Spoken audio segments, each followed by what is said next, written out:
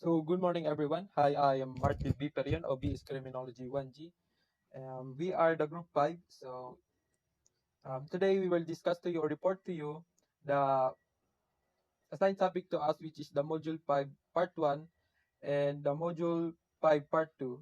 In this report, we will discuss to you the some continuation part of Module 5, Part 1, which is the Dangerous Drugs Boards, and the whole Module 5, Part 2, which is the National Bureau of Investigation or NBI organization. So without further ado, let's start. So dangerous drugs boards. What is dangerous drugs boards? So this is the board that shall be the policy making and strategy formulating body in the planning and formulation of policies and programs on drugs prevention and controls. So it shall develop and adopt comprehensive, integrated, unified, and balanced national drug abuse prevention and control strategy.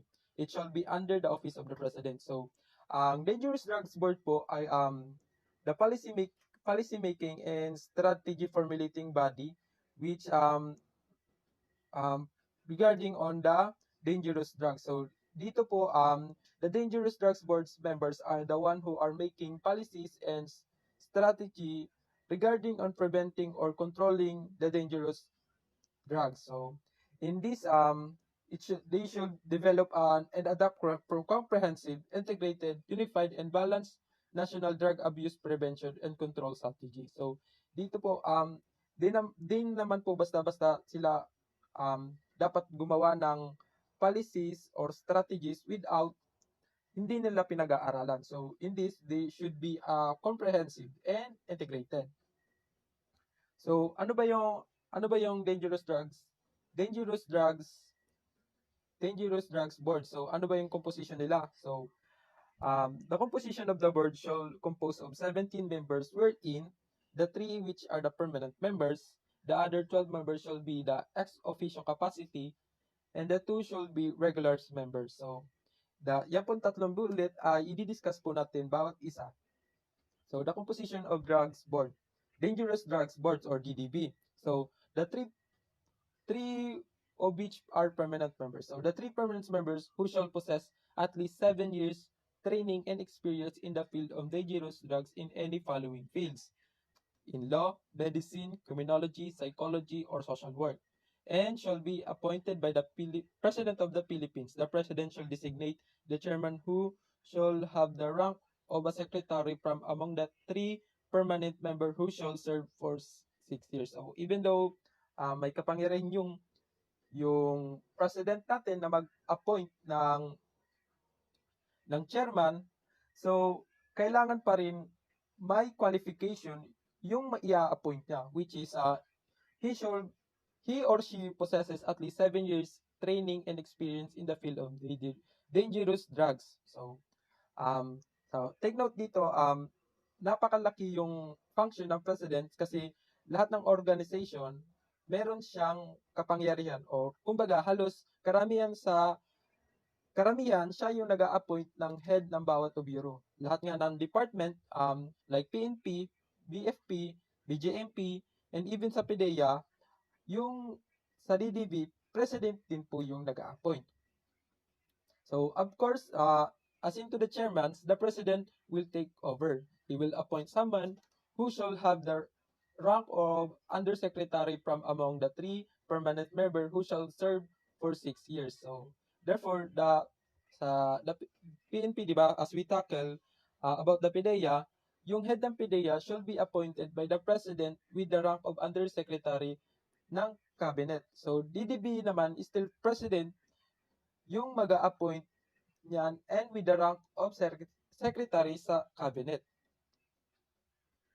So, of the two other members who shall both have the rank under secretary, one shall serve as 4 years and the other for 2 years. So, thereafter, the person appointed to succeed such member should hold the office for terms of 6 years until successors shall have been duly appointed and qualified. So the other 2 members should have the rank of undersecretary, and one should have 4 years and the other for 2 years. So napag-usapan na po natin yung di ba, 3 permanent members of out of 17 members of the drugs board. So sa DDB po or dangerous drugs boards ay may 17 members. Napag-usapan na natin yung tatlo. So dako naman tayo sa other 12 members ng dangerous drugs board. So the other 12 members shall be in ex officio capacity. When we say ex officio capacity, ito po yung mga secretaries or chairman ng iba't ibang departamento. So pag sinabi pong ex officio capacity, automatic po silang members na ng DDB or dangerous drugs boards. So ano nga po yung mga members or yung ex officio members of the board? So ito po yung the following: Secretary of the Department of Justice or his or her representative. Kung sakali pong sa meeting ay wala po yung Department of Justice, pwede po siyang palitan ng kanyang his or her representative.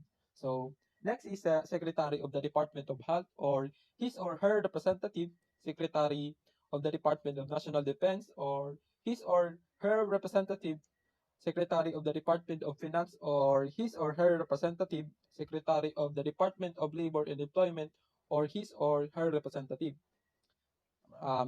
Pang-anim naman ay of the Department of the Interior and Local Government or LGU of his or her representative. Secretary of Department of Social Welfare and Development or his or her representative, Secretary of the Department of Foreign Affairs, Secretary of Department of Education, the Chairman of the Commissions on Higher Education, Chairman of the National Youth Commission, Director General of the Philippine Drug Enforcement Agency. So even though member pa rin po ng ex officio capacity yung Director General of the Philippine Drug Enforcement Agency.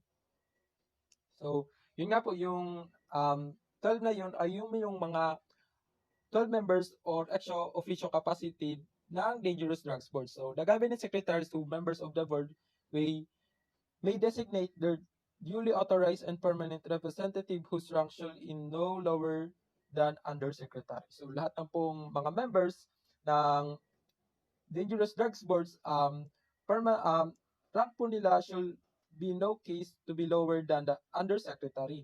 So, napag-usapan na po natin yung tackle na po natin yung tatlo, which is the three permanent members. Next is yung 12 members of ex officio capacity, which is 3 plus 12 is 15. Now, yung dalawa na lang po para maging 17, which is the 2 regular members will be as the follows. So, ang isa po dito ay yung the President of the Integrated Bar of the Philippines.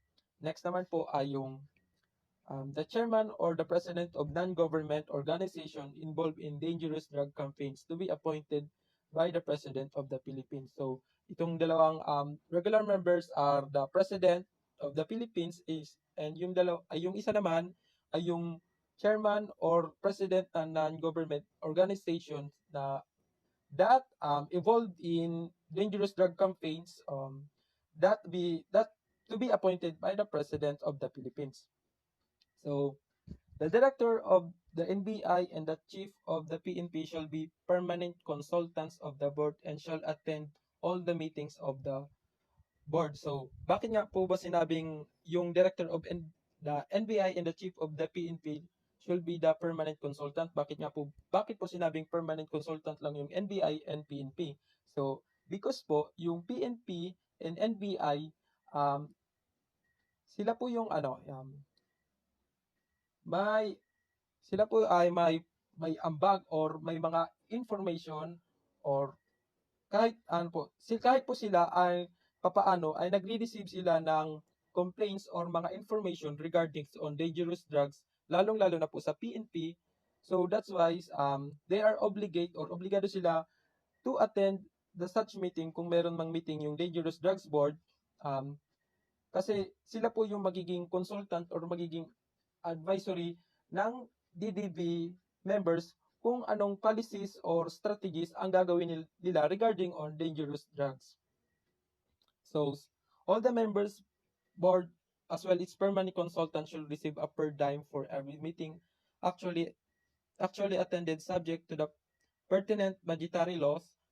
rules and regulation on compensation, honoraria, and allowances. So, all the members of po ng DDB or Dangerous Drugs Boards will receive a per dime for every meeting. So, yung per dime po ay such money po yan na binibigay sa kanila. And I don't know kung magkano po yung money iyan. So, kung how much money is that? So, provided that where the representative of an actual member of the permanent consultant of the boards attends a meeting on behalf of the latter representative shall be entitled to receive the per dime. So, kung sakali pong hindi naka-attend ang meeting, ang secretary, kung halimbawa po, yung secretary of the Department of Justice, hindi po siya naka-attend, and ang naka-attend lang po ay yung kanyang representative, yung representative po niya ang shall be entitled to receive the per dime. Or, yung representative po ang makakakuha ng compensation, honoraria, and allowances. So, meeting of the board. So, ilang beses nga ba nagmi-meeting yung board? So, the board shall meet once a week or as often necessary at the direction of the chairman or the call of any 4 other members. The presence of 9 members shall constitute a quorum. So, every week daw po, isang beses lang po sila magmi-meeting or kung sakali naman, pinatawag ng chairman or ng others na 4 na members ng DDB or Dangerous Drugs Board. So, next is Secretariat of the Board. So, the board shall recommend to the President of the Philippines the appointment of an executive director with the rank of undersecretary, who shall be secretary on the board and administrative officer of each secretariat, and shall perform other duties may be assigned to him or her. He or she possesses adequate knowledge, training, experiences in the field of dangerous drugs and any of the following fields: law enforcement, medicine, criminology, psychology, and or social work. So dito, the president have the powers to appoint an executive director with a rank of undersecretary. In this, the president appoint, kung sino yung in-appoint ng presidente, he or she possesses the adequate knowledge regarding on the training and experience on the field of dangerous drugs and other fields in the following fields like law enforcement, medicine, criminology, psychology, or social work. So, 2 deputies executive directors for administration and operations with the ranks of assistant secretary shall be appointed by the president upon the recommendation of the board. They shall be possesses the same qualification as those the executive director. They shall receive salary corresponding to their position as prescribed by the salary standardization law as career service officers. So the 2 deputies executive directors for administration and operation with the rank of assistant secretary shall be appointed upon the recommendation of the board by the president. So yung presidente po may kapangyarihan po siya na mag-appoint ng 2 deputies executive directors with the rank of assistant secretary upon the recommendation of the board. So those process the same yung dalawa pong appointees have the same qualification as those executive director. So they should be receive a salary or payment as prescribed in the salary standardization law as their service. So, as the assistant secretariat of the board shall be under administrative control and supervision of the executive director. It should be composed of the following, namely policy, studies, research, statistics, preventive education, training, information, legal affairs, and administrative and financial management. So, yun lamang po ang Dangerous Drugs Board. So, ang PDEA po, PDEA or Philippine Drug Enforcement Agency ay nagpo-focus or ang eligible mga PDEA agent nagpo-focus lang about sa law, enforcement, medicines, criminology, and psychology or social work. So, yun lamang po ang Dangerous Drugs Boards. Good morning everyone. My name is Carlo D. Perez, 1G, and I will discuss yung mga dapat gawin batay sa pursuant to Section 81 of RA 9165. The board shall A. formulate, develop, and establish a comprehensive, integrated, unified, and balanced national drug use prevention and control strategy. Ayon dito, bumuo at magtatag ng isang komprehensibong pinagsama-sama at balansing diskarte sa pag-iwas at pagkontrol sa paggamit ng droga. B.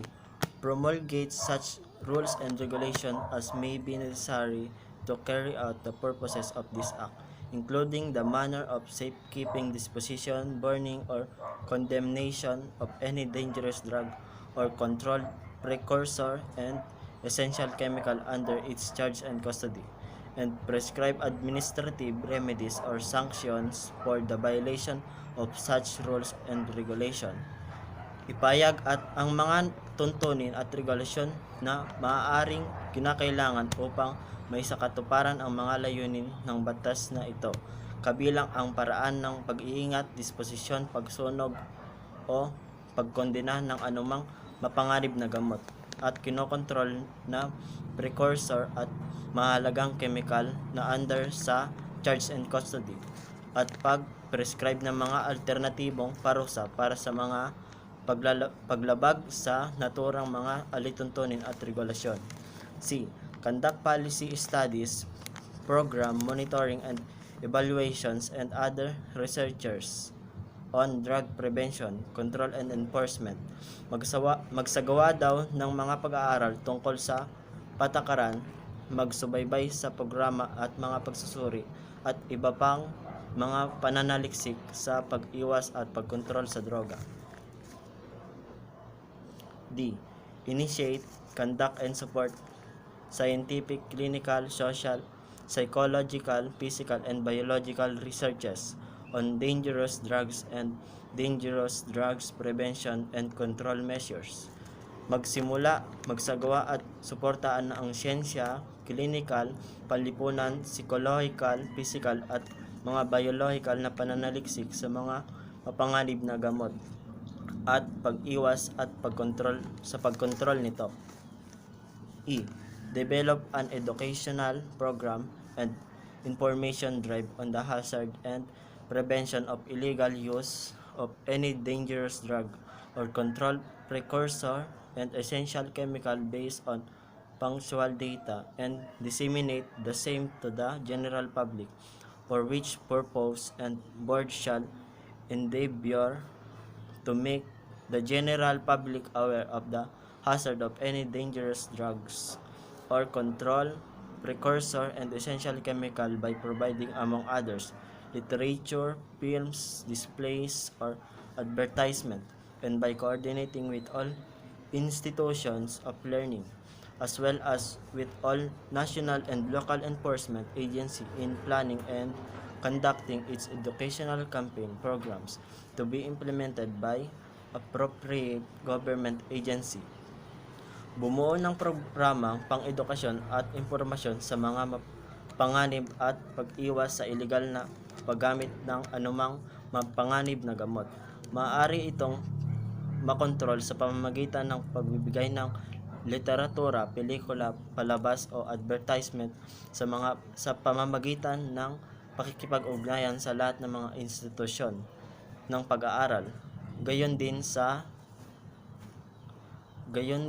lahat ng pambansa at lokal na ahensya ng pagpapatupad sa pagpaplano at pagsasagawa ng mga programang pang-edukasyon na naangkop sa ahensya ng gobyerno. F. Conduct continuing seminars for and consultation with and provide information material to judges and prosecutors in coordination with the Office of the Court Administrator in the case of judges and the DOJ in the case of prosecutors, which aim to provide them with the current developments and programs of the board pertinent to its campaign against dangerous drugs and its scientific researches on dangerous drugs, its prevention and control measures. Magsagawa ng patuloy na mga seminar, konsultasyon at magbigay ng impormasyon materials sa mga hukom at taga-usig sa pakikipag-ugnayan sa opisina ng tagapangasiwa at ng hukuman sa kaso ng mga hukom at DOJ at sa kaso ng mga taga-usig na naglalayong upang mabigyan sila ng kasalukuyang pag-unlad at programa na may kinalaman sa kampanya laban sa mapanganib na droga at ang mga siyentipikong pananaliksik para sa mga hakbang sa pag-iwas at pagkontrol nito. G. Design special training in order to provide law enforcement officers, members of the judiciary, and prosecutors, school authorities, and personnel of centers with knowledge and know-how in dangerous drugs or control, precursors, and essential chemicals control in coordination with the Supreme Court to meet the objectives of the National Drug Control Programs. Magdisenyo ng mga espesyal na pagsasanay upang makapagbigay ng mga opisyal na pagpapatupad ng batas at miyembro ng hudikatura at mga taga-usig, paaralan ng otoridad at tauhan na may sentrong kaalaman sa mapanganib na gamot at pagkontrol sa precursors at essential chemicals na may pakikipag-ugnayan sa Korte Suprema upang matugunan ang layunin ng pambansang programa ng pagkontrol sa droga. H. Design and develop in consultation and coordination with DOH, DSWD, and other agencies involved in drug control, treatment, and rehabilitation, both public and private. A national treatment of rehabilitation program for drug dependence, including a standards aftercare and community service program for recovering drug dependence. Magdisenyo at bumuo ng konsultasyon at koordinasyon sa DOH, DSWD at iba pang ahensyang sangkot sa pagkontrol ng droga, paggamot at rehabilitasyon sa parehong pampubliko at pribado. Programang kasama ang standard aftercare at community service para sa recovering drug dependence. I. Design and develop jointly with the DOLE and in consultation with labor and employer groups as well as non-government organization a drug abuse prevention program in the workplace that would include a provision for employee assistance programs for emotionally stressed employees.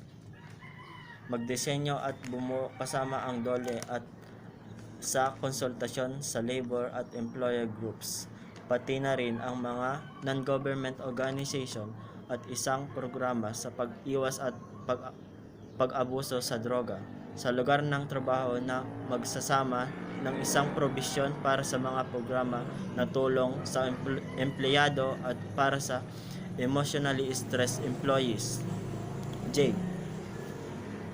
Initiate and authorize closure proceedings against non-accredited or substandard, subhuman condition, inadequate medical training and assistance, excessive fees for implementation by PIDEA. Magsimula at pahintulutan ang mga paglilitis sa pagsasara laban sa hindi akreditado o substandard rehabilitation centers batay sa mga napatunayang ulat ng mga paglabag sa karapatang pantao, hindi makataong kondisyon, hindi sapat na medikal na pagsasanay at tulong at labis na bayad para sa pagpapatupad ng PIDEA. K.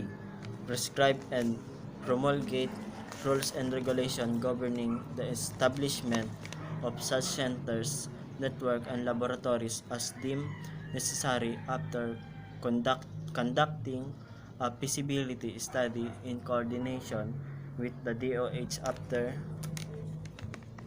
the DOH and other government agency.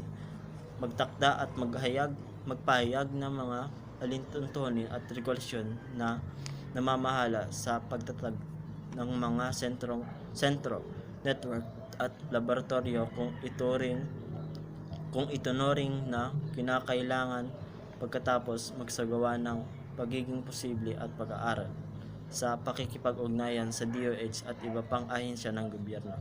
Yan lamang po. Thank you. Pursuant to Section 81 of RA 9165, the Board shall L. Receive, gather, collect, and evaluate of information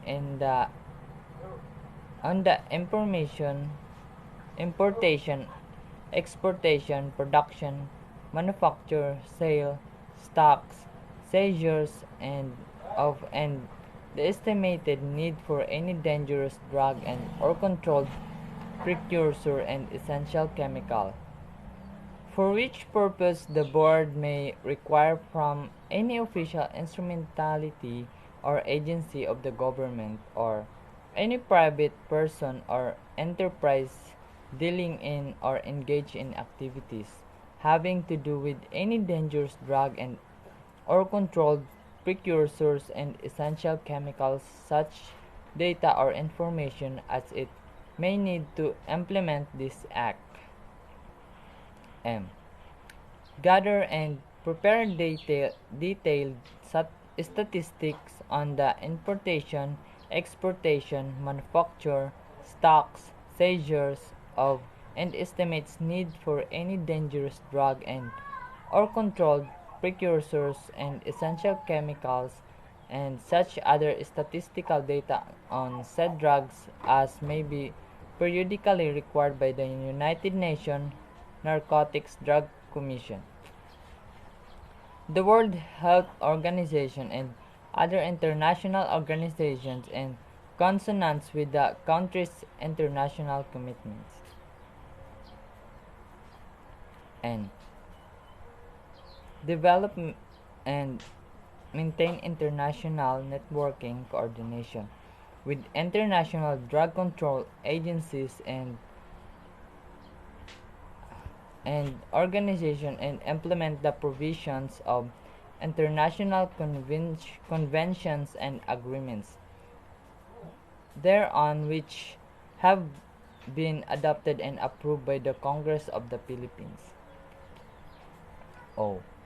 Require all government and private hospitals, clinic, doctors, dentists, and other practitioners to submit a report to it in coordination with the PIDEA about all dangerous drugs and or controlled precursor and essential chemicals related cases to which they have attended for statistic and research purposes. P. Receive and trust legacies, gifts, and donation of real and personal properties of all kinds, to administer and dispose the same when necessary for the benefit of government and private rehabilitation centers, subject to limitations. Directions and instructions from the donors, if any. Q. Issue guidelines as to the approval or disapproval of applications for voluntary treatment, rehabilitation, or confinement, wherein it shall issue the necessary guidelines, rules, and regulations pertaining to the application and its enforcement. R.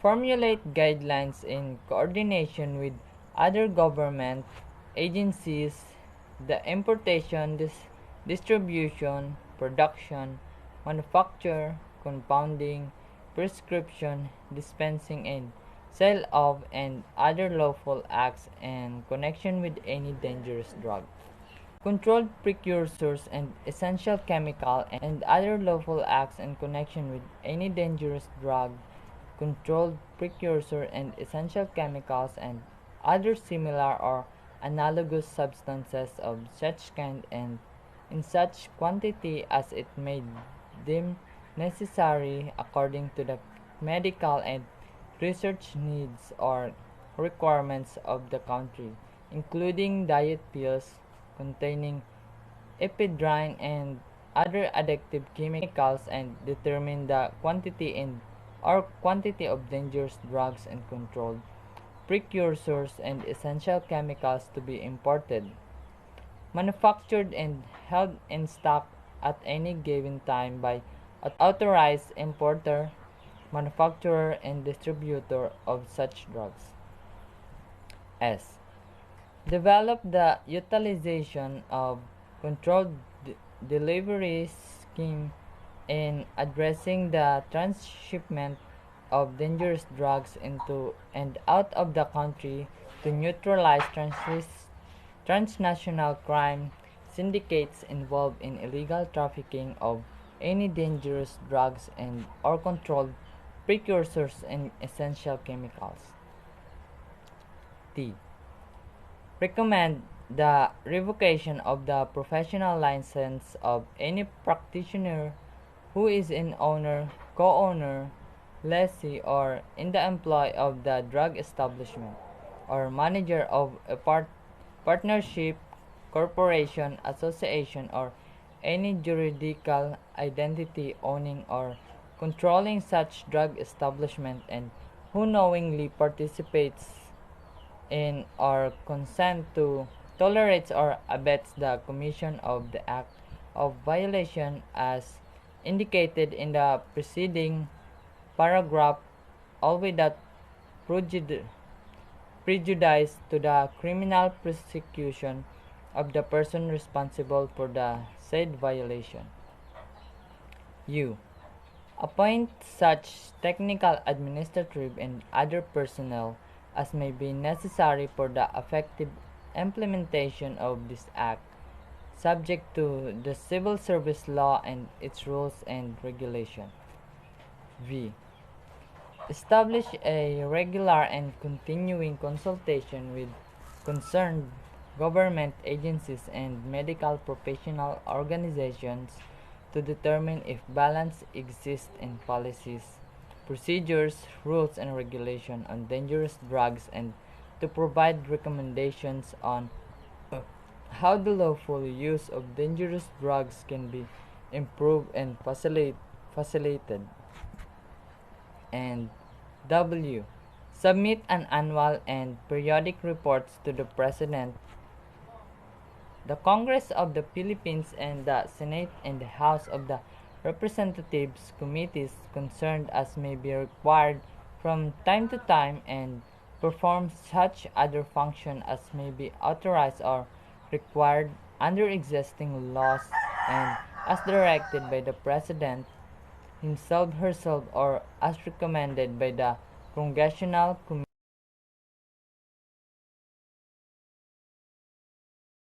Good day everyone. I am Aljon Rui Postre from BS Criminology 1G.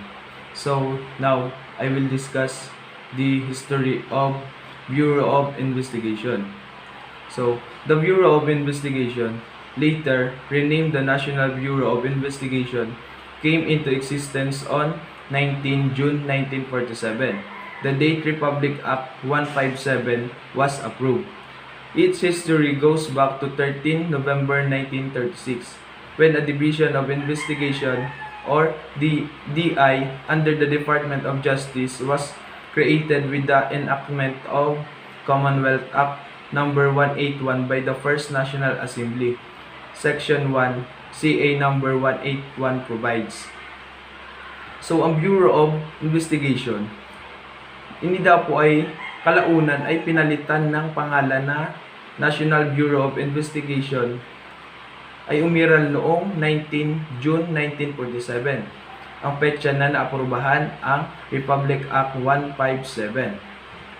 Ang kasaysayan nito ay bumalik noong November 13, 1936 ng isang Division of Investigation or DI sa ilalim ng kagawaran ng Hustisya or Department of Justice ay nilikha sa pagsasabatas ng Commonwealth number 181 ng Unang Pambansang Asambleya, Section 1, CA, and ang number 181. Next, a division investigation under the Department of Justice is hereby created. It shall be composed of such personnel as may be necessary in the discretion of the Secretary of Justice, and its duties shall be to help in the detection and prosecution of crimes, to acquire, collect, classify, and preserve criminal identification records, and to obtain information on all matters affecting the public interest.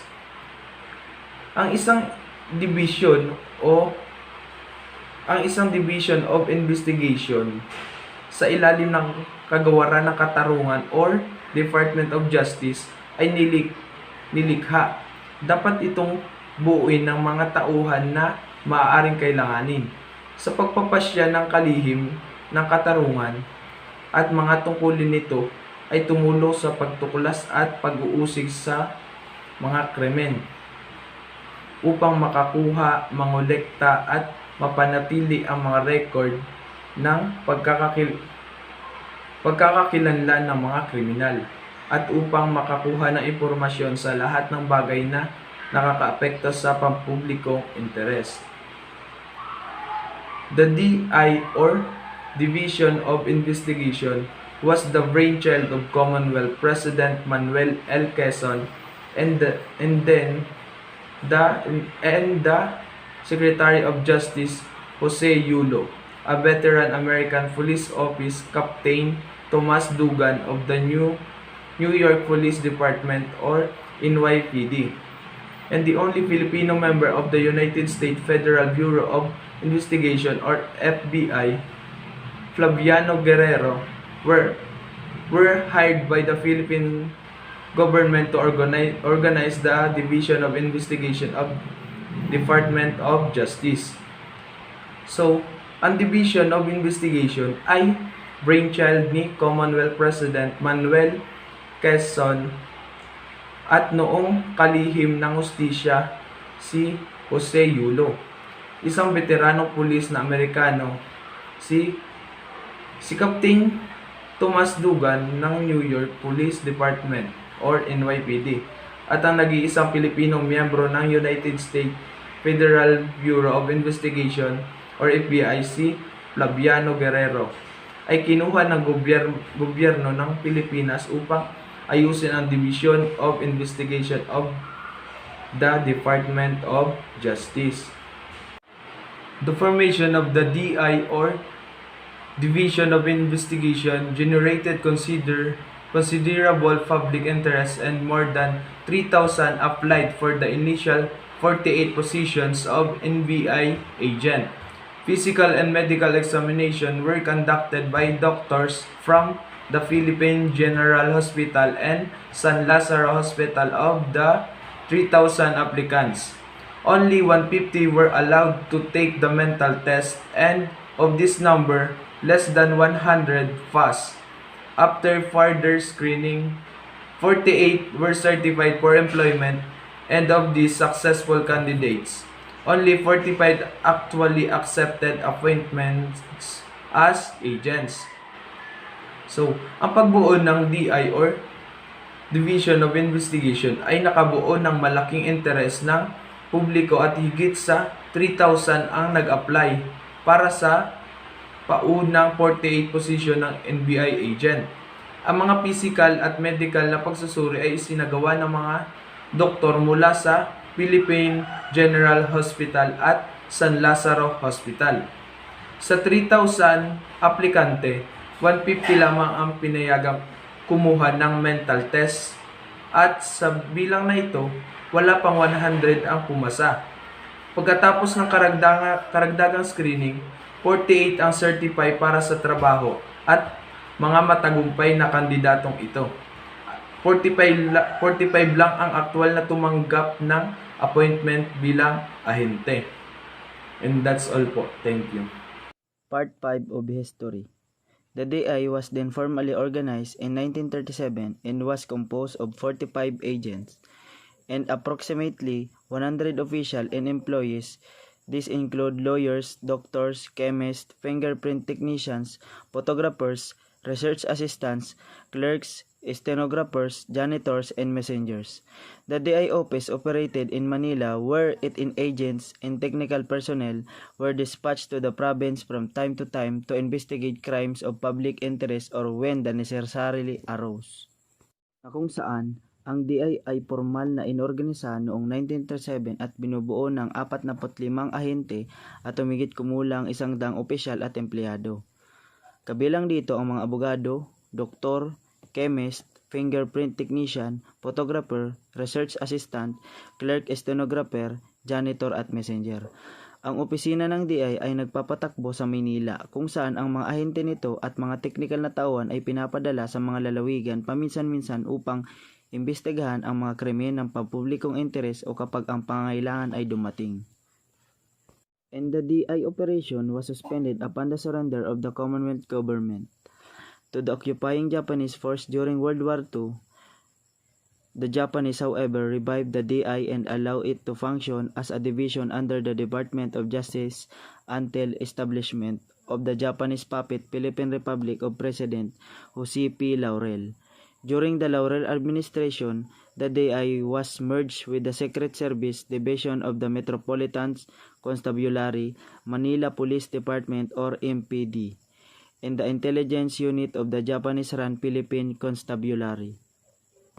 Ang operasyon ng DI ay nasuspindi sa pagsuko ng pamalaang Commonwealth sa mga sumasakop na Persang Hapones noong ikalawang digmaang pandaigdig. Ang mga Hapon, gayunpaman ay muling binuhay ang DI at pinahintulutan itong gumana bilang isang dibisyon sa ilalim ng kagawaran ng katarungan hanggang sa pagtatag ng Japanese puppet na Republika ng Pilipinas ni Pangulong Jose P. Laurel. Sa panahon ng Administrasyong Laurel, ang DI ay pinagsama sa Secret Service Division ng Metropolitan Constabulary, Manila Police Department o MPD at Intelligence Unit ng Japanese-run Philippine Constabulary.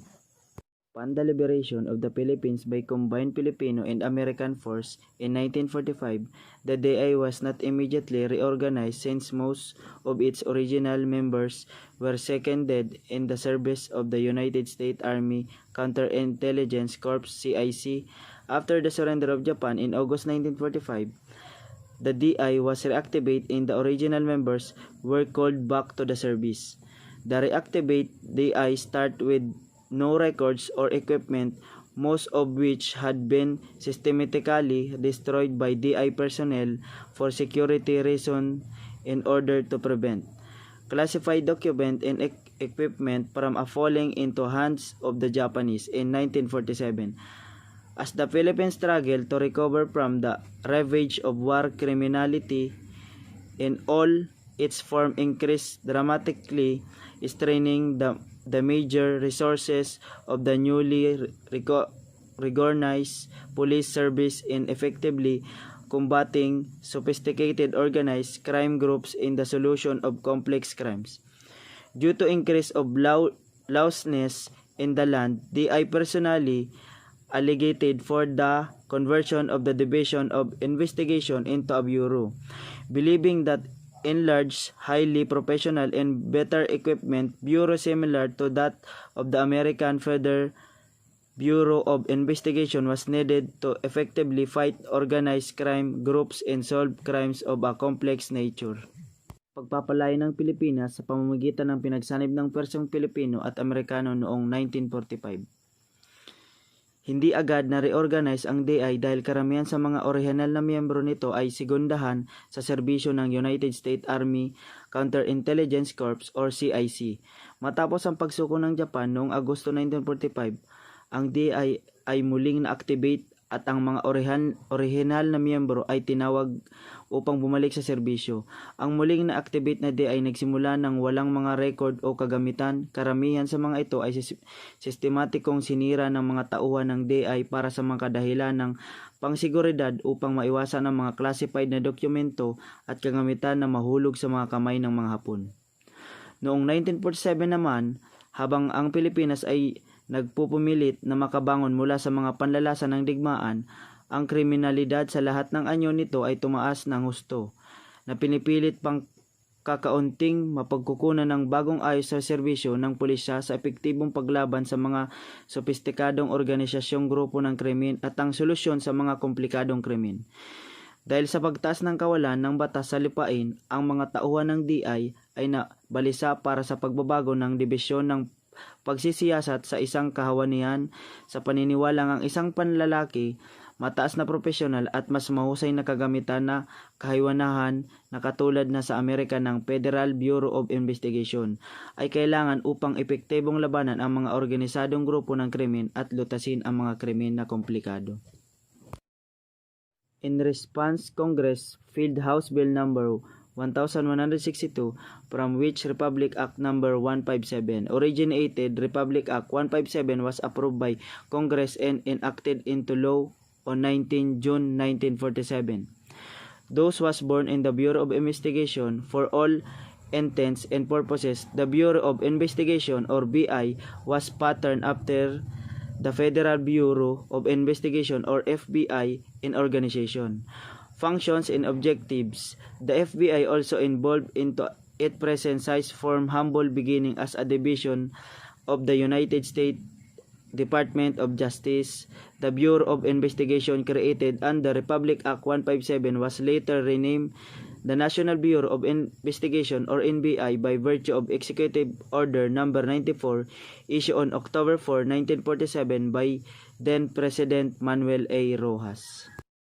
Bilang tugon, inahin ng Kongreso ang House Bill number 1162 kung saan nagmula ang Republic Act number 157. Republic Act 157 ay inaprobahan ng Kongreso at pinagtibay bilang batas noong 19 Hunyo 1947, kaya isinalang-alang ang Bureau of Investigation para sa lahat ng layunin at layunin.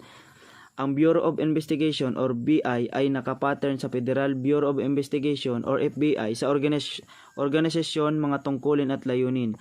Ang FBI ay umunlad din sa kasalukuyang laki nito mula sa mababang simula bilang isang dibisyon ng kagawaran ng hustisya ng Estados Unidos. Ang Bureau of Investigation na nilikha sa ilalim ng RA ang 157 ay pinilitan ng pangalan na National Bureau of Investigation na kung saan ito ay NBI. Sa bisya ng Executive Order number 94 na inilabas noong October 4, 1947 ni dating Pangulong Manuel A. Rojas. Good morning everyone, I'm Harnielo Pilapil from BS Criminology, Section 1G. I will discuss for today organization of the National Bureau of Investigation. Ano nga ba ang Organization of the National Bureau of Investigation? Ito daw po ay pambansang kaminahan ng pagsisiyasat o affiliated as NBI is a agency of the Philippine government under the Department of Justice responsible for the handling of solving major high-profile cases that are in the interest of the nation. Ang ibig sabihin na po ito ay dinaglat ng bilang NBI ay isang ahensya ng gobyerno ng Pilipinas sa ilalim ng kagawaran ng hustisya na sa paghawak at paglutas ng mga malalaking kaso na may mataas na profile na para sa interes ng bansa. Commonwealth Act number 181, a division of investigation, the Department of Justice is hereby created. Isang batas na lumilika ng dibisyon ng pagsisiyasat sa ilalim ng kagawaran ng hustisya o pagtukoy sa mga makapangyarihan at tungkulin nito ang pangalagaan ng mga kinakailangan ng pundo ng dito. Republic Act number 157 as approved by Congress and enacted into law on 19 June 1947. Thus was born the Bureau of Investigation. Ang Republic Act number 157 ay Hunyo 1947 ay muling inayos ang Division of Investigation. Sa Bureau of Investigation naman po ay sa ilalim ng Department of Justice o tinatawag DOJ o pinalitan ng Executive number 94 o noong Oktubre 4, 1949. o ang pangalan ng Bureau of Investigation sa National Bureau of Investigation na nanatiling magkadikit sa DOJ. 63 Executive Order 9 Number 94. The Bureau of Investigation was renamed into the Bureau of Investigation. Ang Bureau of Investigation ay pinalitan ng pangalan sa National Bureau of Investigation, the NBI. Executive Order 292 entered Administrative Code of 1897. A new administrative code will be a optimum benefit to the people and government officers and employers. It is embodies change in administrative structure and producer design to serve the people with include the National Bureau of Investigation. Isang bagong pinakamabuting benepisyo sa mga tao at mga opisyal at empleyado sa gobyerno dahil naglalaman ito na mga pagbabago sa administrative structure of producer na idinisenyo upang ipagsilbihan ng mga tao sa kabilangan na National Bureau of Investigation, Law Enforcement, Organization and Administration. Republic Act Number 10867, National Bureau of Investigation, Reorganization and Modernization of 2016. Ang isang batas daw po ay muling organisayan at gawing moderno ng NBI. Ang pangunahing tungkulin nito ay imbestigahan ang mga krimen at iba pang pagkakasala laban sa mga batas ng Pilipinas, kapwa sa sarili nitong inisyatiba o kapag maaaring kailanganin ng publikong interes. Republic Act Number 10867. Ito parang National Bureau of Investigation is the agency of the National Bureau government under the Department of Justice responsible for the handling and solving major high-profile cases that are the interests of the nation. The Bureau shall promote and maintain an effective, modern, gender-responsive, competent, and highly trained investigative body functionally integrated and national scope. Toward this end, the state should formulate plans and programs to enhance and medicines the National Bureau of Investigation o NBI with expanded structure, capability, and manpower responsible to the demands of the time. Ang National Bureau of Investigation ay isang ahensya ng gobyerno ng Pilipinas sa ilalim ng Department of Justice na responsable sa paghawak ng paglutas ng mga malalaking tao o kaso na may mataas na profile na para sa interes ng mga bansa. Highly a trade and investigation body, functionally integrated at national in scope. Sa layuning ito ay dapat bumalagkas ng estado ng mga plano at programa upang pahusayin at gawing moderno ang National Bureau of Investigation o NBI na may pinakamalawak na istrukturo o kakayahan at lakas taon na tumutugon sa mga hinihingi ng panahon.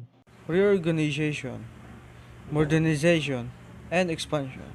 The NBI is hereby reorganized and modernized To adequately meet the increasing demands of the expand investigation and detective work. It shall implement of modernization from geared towards the acquisition of the state-of-the-art investigative and intelligence equipment of the established of forensic and scientific laboratories. The program should include provision for the training of the personnel in this regard. The NBI is muling inayos at ginawang moderno sa anumang upang sapat na matugunan ang dumaraming mga pangangailangan ng isang panlawakan na gawain ng investigasyon ng bansa o NBI ay dapat ito ay magtupad ng programa ng koordinasyon na takot nakatuon sa pagkuha ng makabagong kagamitan sa pagsisiyasat at pagniktik at ang pagtatatag ng forensic at scientificong mga laboratorio. Ang programa ay dapat magsama ng probisyon para sa pagsasanay ng mga tauhan dito. Table 6 NBI Frank classification with isang corresponding salary grade. Ito daw po yun.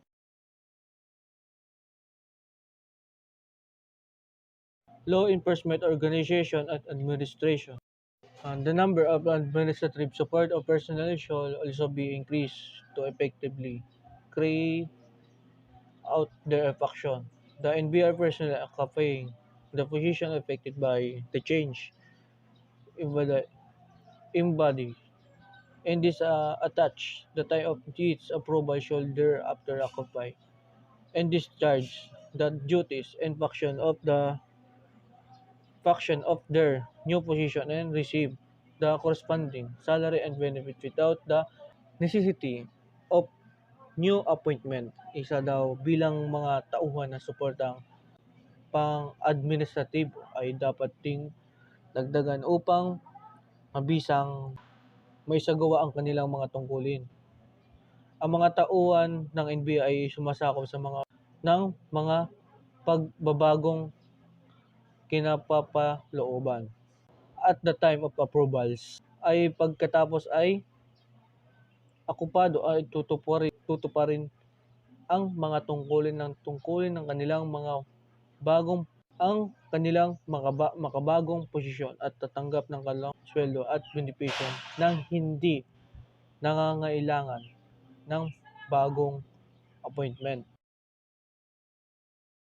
Good day everyone, I'm Rey Prado, BS Criminology 1G. So now I will discuss about RA 10867, National Bureau of Investigation, Reorganization and Modernization Act. Section 4, Power and Function. The NBI should have the following powers and functions. A. Undertake investigation and deduction of crime of offense enumerated under Section 5 hereof. Ito ay nagsasagawa ng investigasyon at pagtuklas ng mga krimen at pagkakasala na binanggit sa ilalim ng Section 5. Pagtuklas ng krimen ay nagsisimula sa pagtuklas ng isang pinangyarihan ng krimen at pagpapatuloy sa pamamagitan ng proseso ng pagngolekta at pagkilala at pagsusuri ng ebidensya. Ang pag-iwas at pagtuklas ng krimen ng pangunahing gawain ng pulisya sa pagsasangkatuparan ng gawaing tao. Ang pulisya ay nakikipagtulungan sa mga kinauukulan otoridad upang isulong ang kaalaman ng publiko sa pag-iwas sa krimen at sila ay nagsasagawa ng investigasyon at pangongolekta ng ebidensya para sa pagsusuring gamit ang mga siyentipikong instrumento at pamamaraan sa pamamagitan ng mga legal na pamamaraan sa pag-asa na ang lahat ng mga kaso na nagaganap ay maaaring malutas kaagad upang matiyak ang panlipunan, seguridad at katatagan. B. Issue subfemina. From the appearance of any person for investigation or production of document through its officer from the ranks of regional director to director. Ito ay issue ng subfemina para sa paglitaw ng sinumang tao para sa pagsisiyasat o pagsagawa ng dokumento ng mga opisyal nito mula sa ranggo ng regional director. Act as a national clearinghouse of the criminal records and other related information from the benefits of the government.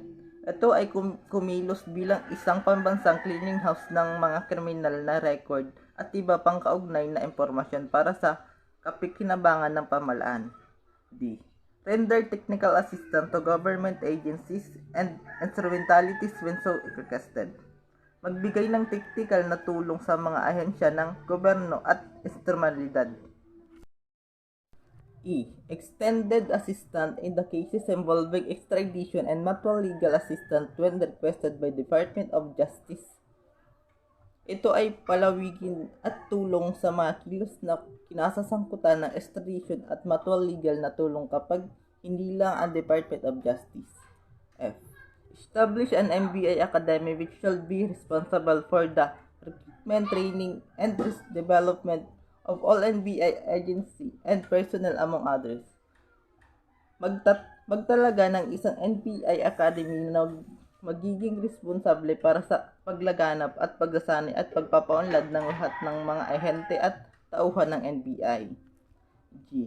Establish and maintain a forensic and scientific research center which shall serve as the primary center for forensic and scientific research and furtherance of scientific knowledge and criminal investigation, deduction, evidence collection, and preservation, and provide the necessary training therefore.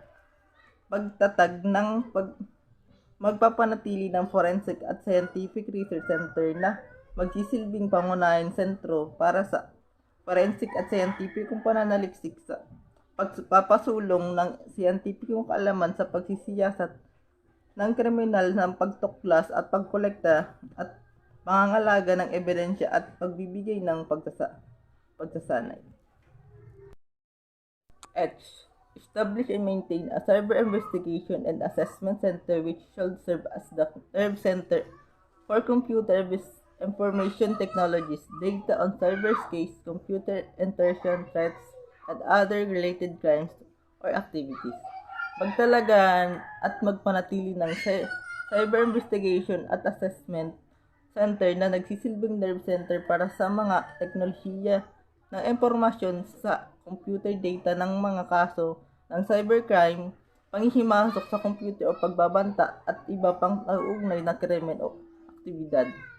I. Establish and maintain an integrated, comprehensive, and state-of-the-art network of equipment and facilities to be used by the NBIH criminal investigation, deduction, and evidence gathering to provide the responding training its regard. Magtatag at nagpanatili ng pagsama-samang komprehensibo at makabagong network ng mga kagamitan at pasilidad na gagamitin ng NBI sa kanyang pagsisiyasat, pagtuklas at paglaganap ng ebidensya upang magbigay ng kaukulang pagsasanay. J. Request the assistance of the Philippines National Police, PNP, Armed Force of the Philippines, or any other agency of the government, including government-owned and or controlled corporation in its anti-crime drive. Cash assistance may include the use of the agency personnel and facilities upon prior approval by the head of the agency concerned. Humiling ng tulong ang Philippines National Police, PNP, Armed Force of the Philippines, o anuman iba pang ahensya ng gobyerno kabilang ang mga korporasyon, pagmayari o kontroladong pamahalaan sa kampanya nito laban sa krimen. Maaaring kabilang sa naturang tulong ang paggamit ng mga tauhan at pasilidad ng ahensya sa paunang pag-apurba na pinuno ng kinauukulan ahensya. K. Conduct intelligence operation in furtherance of the foregoing powers and function. Ito ay magsagawa ng mga operasyon panitik sa pagpapasulong ng mga nabanggit na kapangyarihan at tungkulin. I. Enter into any contract or transaction for the acquisition, ownership, possession, administration, lease, deposition, or acceptance of real or personal property in its name, subject to the approval of the Secretary of Justice. Ito ay pumasok sa anumang kontrata o transaksyon para sa pagkuha ng pagmamay-ari o pagmamay-ari ng pagngangasiwa at pag-upa o disposisyon o pagtanggap ng tunay o personal na ari-arian sa pangalan nito na nagpapailalim sa pag-apurba ng kalihim ng katarungan. M. Establish a modern NBI clearance and identification center containing all obligatory and criminal records and civilian identification records, including the identify marks and characteristic and fingerprint database as well as dental record pursuant to Presidential Decree number 1575 entitled Requiring Practitioner of Dentistry to keep record of their patient. Magtatag ng isang makabagong NBI clearance and identification center na naglalaman ng lahat ng mapanira at kriminal na mga record at mga record ng pagkakakilanlan ng sibilyan bilang ang kanilang mga marka at katangian at database ng fingerprint gayon din ang mga record ng alinsunod sa Presidential Decree number 1575 na pinamagatan requiring practitioner of dentistry upang mapanatiliin ang mga talaan ng kanilang mga pasyente. For purpose of investigation and forensic requirements of the NBI relevant database such as ballistic records of firearms including but not limited to data, ownership, position, and other related identifying circumstances and deoxyribonucleic acid, DNA o data bank at ito ay panatilihin para sa mga layunin ng investigative o forensic na kinakailangan ng NBI ng mga nauugnay na impormasyon tulad ng mga ballistic record ng mga baril kabilang ang ngunit hindi limitado ang pagmamay-ari ng data o pagmamay-ari at iba pang kaugnay na pagtukoy ng mga pangyayari. Performs such other function as the President or the Secretary of Justice may assign.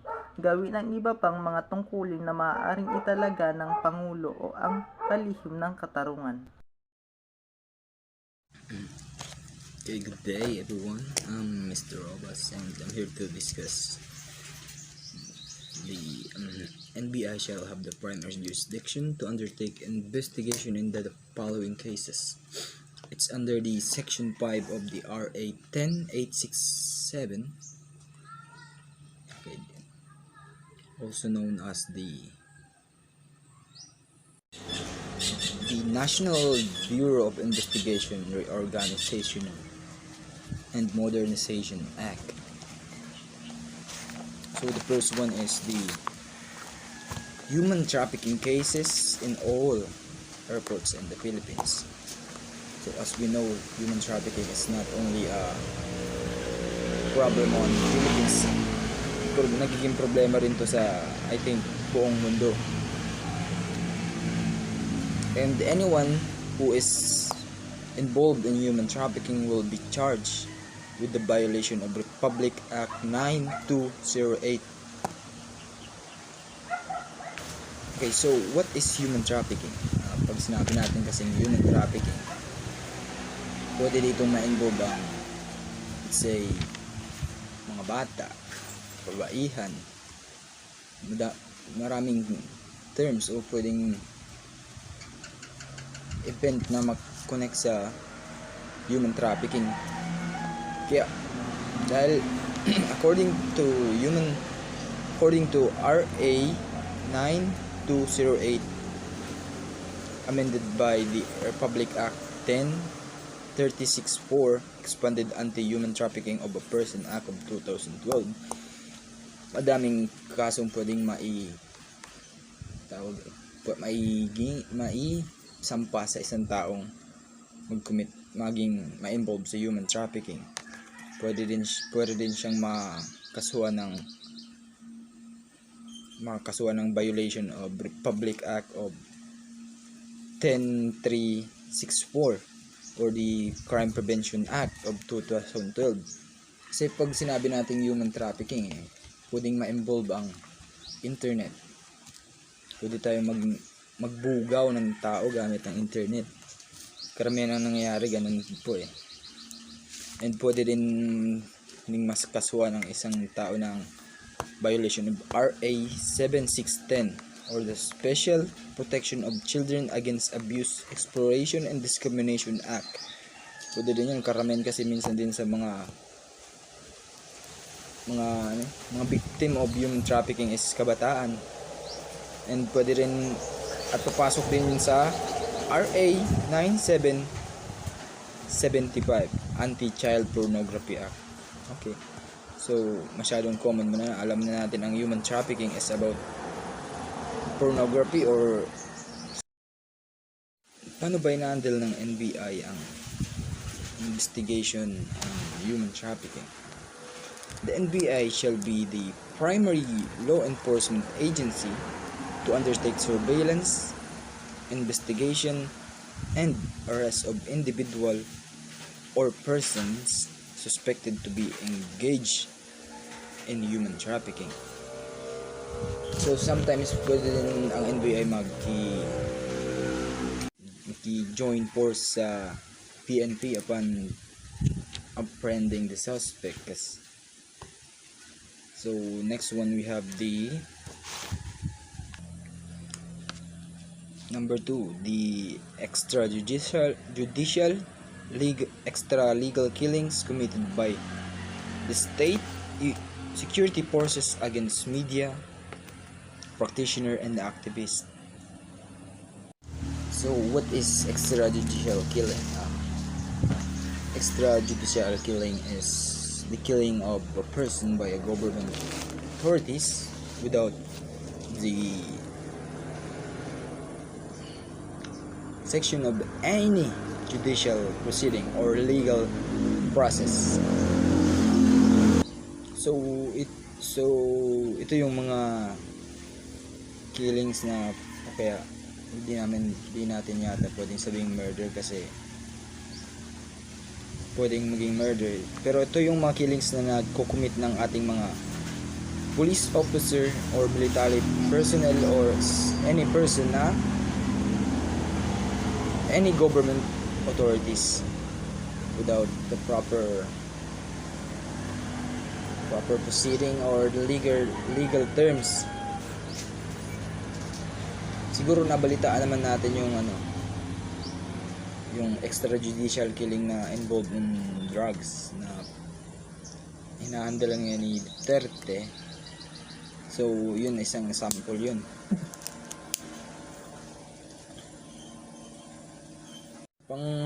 Isa pang example ng extrajudicial killing is yung time na in-announce ni Duterte na any police officer is licensed to kill. Ibig sabihin nun binigyan ng Duterteng authority lahat ng police officer na pumatay ng isang tao na involved on illegal drugs. So paano ba na-handle ng NBI ang extrajudicial killing? So about sa kung paano ina-handle ng NBI ang extrajudicial killing, medyo nahirapan ako kasi walang akong nahanap na article or any document na nag-provide ng process of investigation of NBI on extrajudicial killing, kasi alam naman natin na NBI is one of the most classified law enforcement agency sa Pilipinas. So limited lang nakakaalam ng kanilang process of investigation. So that sunod na tayo sa number 3. The number 3 is killing of justice and judges. And number 4 is the violation of RA 10175, otherwise known as the Cybercrime Prevention Act. So this is also one of the cases na hinahandle of the NBI. So medyo alam ko naman na sa atin ay meron na tayong knowledge about what cybercrime is. Cybercrime is any crime committed by a person through use of internet or social medias. And the other thing is RA 10175 was approved on September 12, 2012. It aims to legally address the issues concerning online interaction and the internet in the Philippines. So, NBI. NBI handle complaints filed by the private citizens such as the identity theft, online scam or fraud, hacking back accounts, personal account, phishing, cyber libel, forensic accounting, and other violations that will fall within the ambit of cybercrime prevention. So we have the next one. Next one is the cases prepared by the Interagency Anti-Graft Coordinating Council. The Interagency Anti-Graft Coordinating Council is the voluntary alliance of agencies of the government that have taken the initiative to bind themselves to set up and formulate development concert techniques and strategies in prevention, detection, investigation, and prosecution of graft cases. So since na mention natin ang graft cases, ano ba ang graft cases? Graft cases is a form of political corruption defined as the unscrupulous use of a politician, authority, or personal gain. Political graft occurs when the funds intended for public project are intentionally misdirected in order to maximize the benefits to private interests. So doon na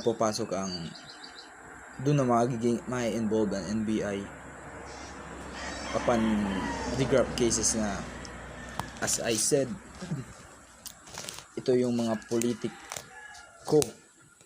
na corrupt.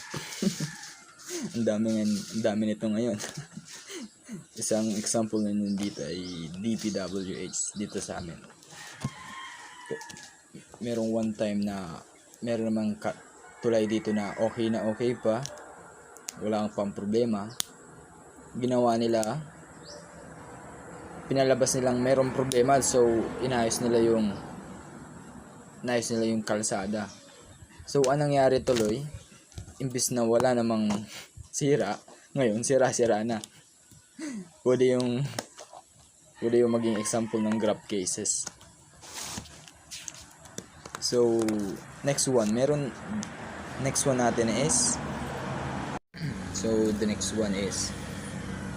natin is the violation of the anti-dummy law. What is the anti-dummy law?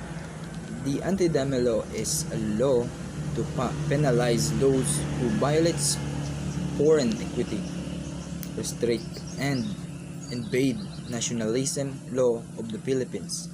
The anti-dummy law prohibits dummy or using what is called proxy transaction not allowed under Philippine law.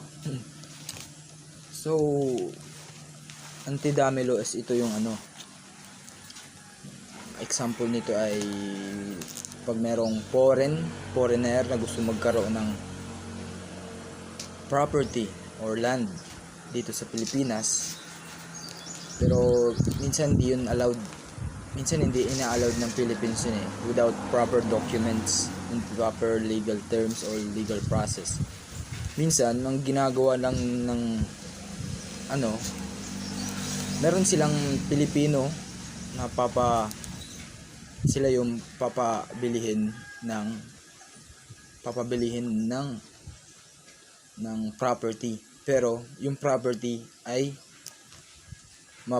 mapapapunta doon sa foreign citizen. Yun ang example ng anti-dummy law. So sa anti-dummy law meron din tayong tinatawag yung 40-60 ratio.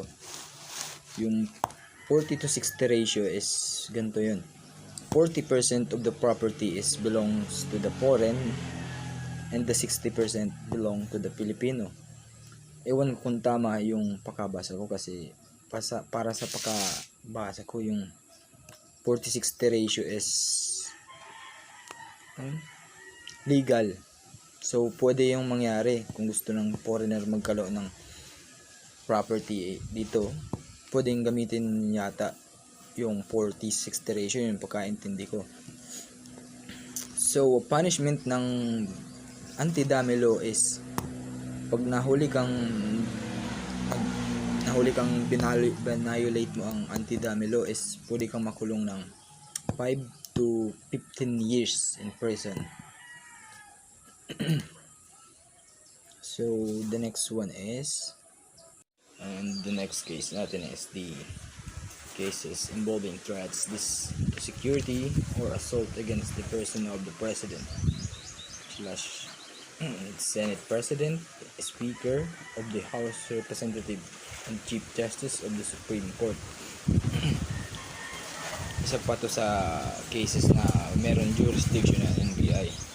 So, sunod sa case na to is, next case is the transitional crimes pursuant to existing international agreement. So, about this one, medyo wala akong nahanap kung ano ibig sabihin nito. Kasi, NBI. So, the next one is violation of commercial, economic, and financial or white-collar crimes as but not limited to those punishable under Public Act 8792, otherwise known as the Commercial Act of 2000, Republic Act Note 8484, otherwise known as the Access Device Regulation of Act of 1998, Republic Act Note 8293, otherwise known as the Intellectual Property Code of the Philippines, Republic Act Note 8799, otherwise known as the Securities Regulation Code,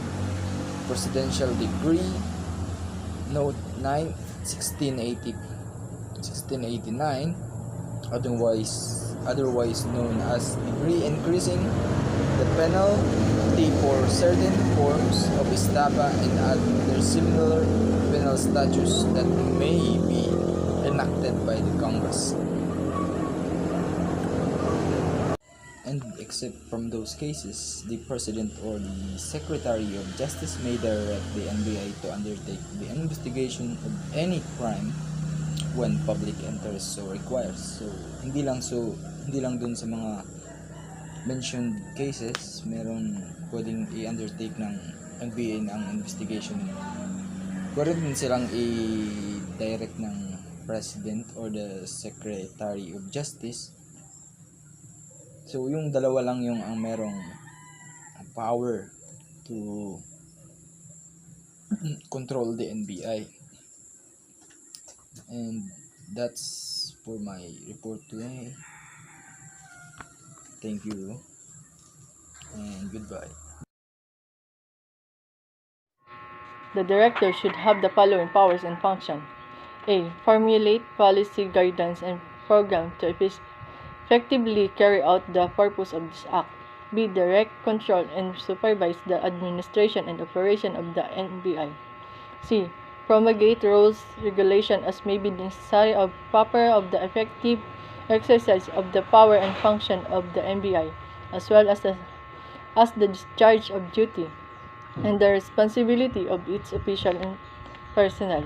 D. Determine from time to time, subject to ability of funds and the approval of the Secretary of Department of Budget and Management /DBM, the limits of reasonable allowance, incentive, bonus, privilege, and other benefits which may be given to the NBI personnel. E. Create or abolish any division or unit and position therein as may be required by the exigencies of the service, subject to the endorsement of the Secretary of Justice and approval of the DBM. F.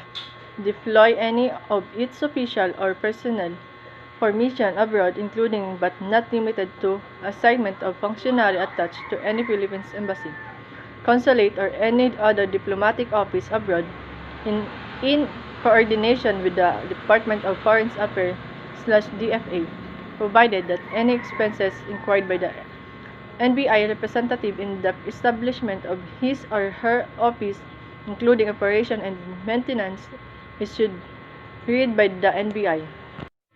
G. High consultant subject to pertains law and rules as may be deemed required by the exigencies of the service. H.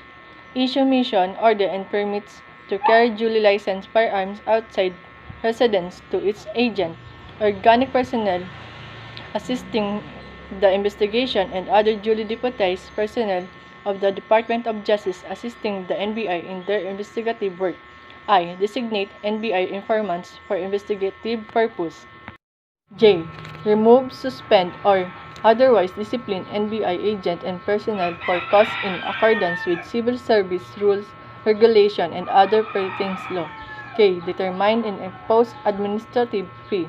L. Perform any and all acts necessary, proper, or incidental to the attainment of the purpose and objective of this act. And M. Perform such other function as may be provided by law or authorized by the Secretary of Justice. It means a director has the power and function to formulate, control, and direct. They can impose guidelines and program and propagate it under the rules to regulate the flow of their work. They may supervise the administration regarding the ability of funds and determine of administrative fee, abolish division or units, deploy personnel such suspend, remove, or discipline, and hire, issue mission order, designate them for investigate purpose, also perform additional function provided by the law or authorized by the Secretary of Justice. Next is qualification of NBI agent. A. Citizen of the Philippines. B. Of good moral character. C. A member of Philippines Bar or a holder of a baccalaureate degree who passed the necessary government licensure examination relevant to the investigative function of the NBI. And D. Successfully passed the competitive and mental physical examination required by the NBI. In overall, as NBI agent, including that they should be a natural-born citizen of the Philippines, acquiring a good moral character, graduated to a baccalaureate degree of any board or licensure exam passer, and successful in mental and physical exam required by NBI. And next is the agent of the NBI should have the following power and function. A. Undertake investigation pursuant to the mandate of NBI. B. Conduct search, arrest, and seizures in accordance with existing law, rules, and regulation. C.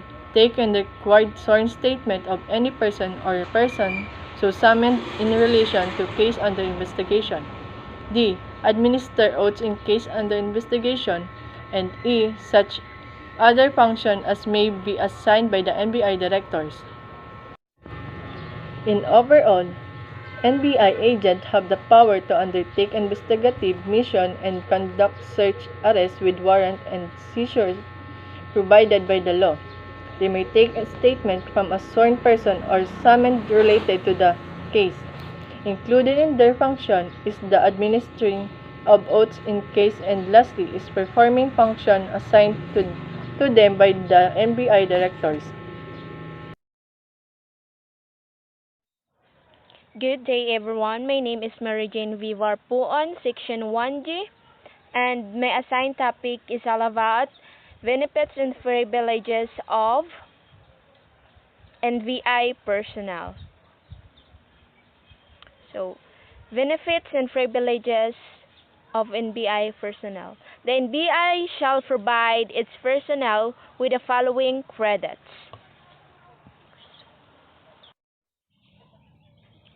So, A.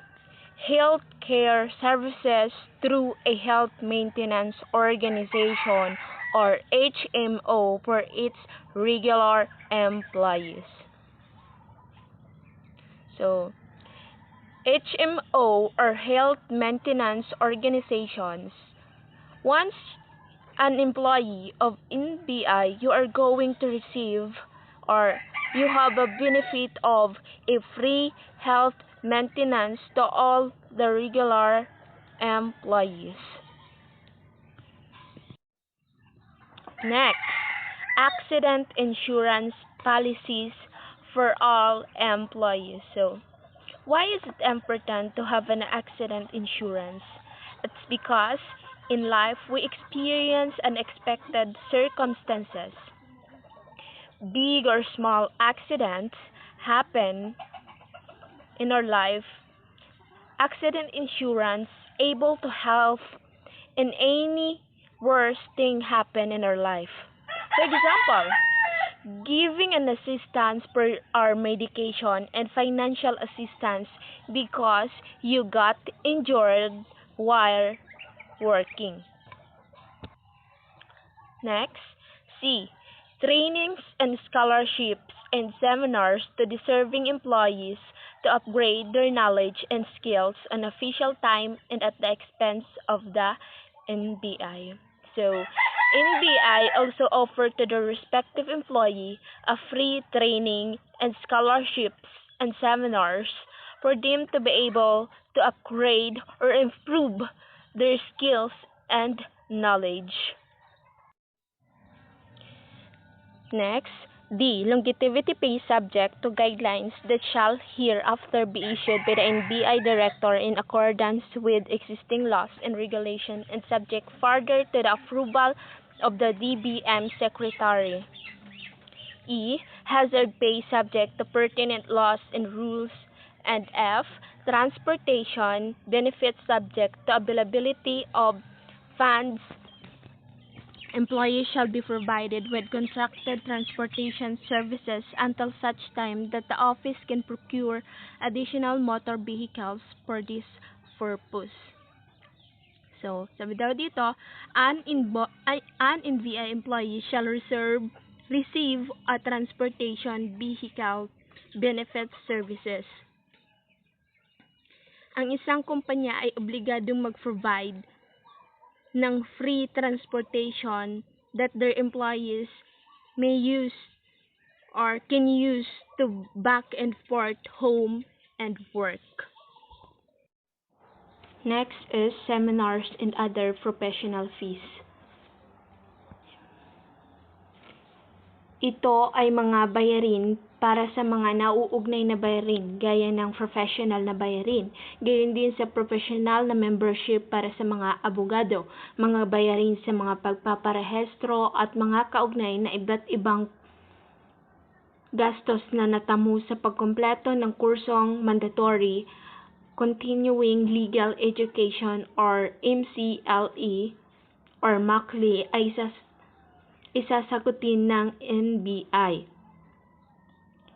At kaugnay ng mga iba't ibang panggastusing pang-empleyado ng may hawak na mga posisyon kung saan ang isang profesional na lisensya ay kinakailangan ng NBI, isasagutin din ito ng NBI.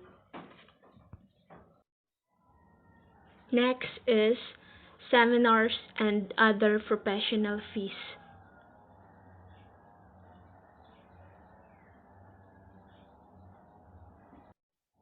Next is retention and use of NBI clearance fees and other fees.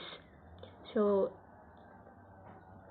dito, ang NBI ay dapat na otorisado na panatilihin at gamitin bawat taon ang 30% ng mga koleksyon nito mula sa clearance fee para sa modernisasyon nito para dagdagan ang mga gastusin sa pagpapatakbo tulad ng capital outlay, gastos para sa mga serbisyo sa pangangailangang pangkalusugan, career advancement at professionalization.